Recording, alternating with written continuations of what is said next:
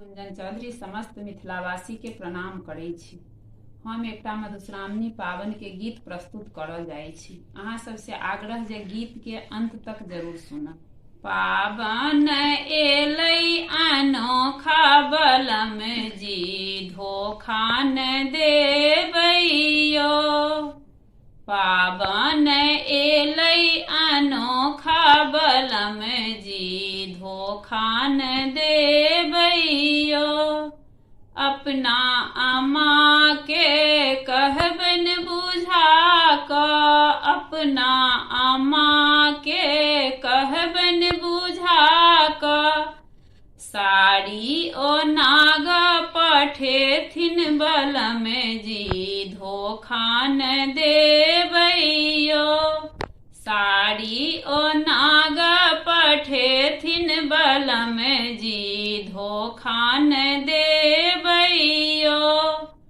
पावन एलै अनोखा बलम जी, धोखा न देबैयो।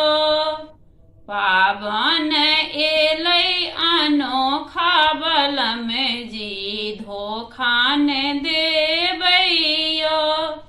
अपना भाभी के कहबन बुझा कऽ, अपना भाभी के कहबन बुझा कऽ, गौर नैवेद पठेथिन बलम जी, धोखा न देबैयो।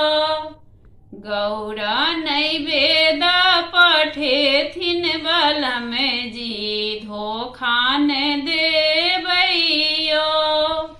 पावन एलै अनोखा बलम जी, धोखा न देबैयो।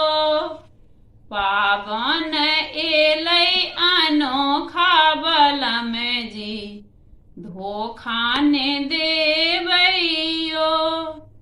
अपना बहिन के कहबन बुझा कऽ, अपना बहिन के कहबन बुझा कऽ, फूल बेल पत्र पठेथिन बलम जी, धोखा न देबैयो।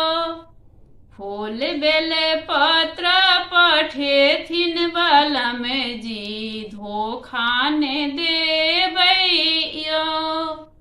पावन एलै अनोखा बलम जी, धोखा न देबैयो।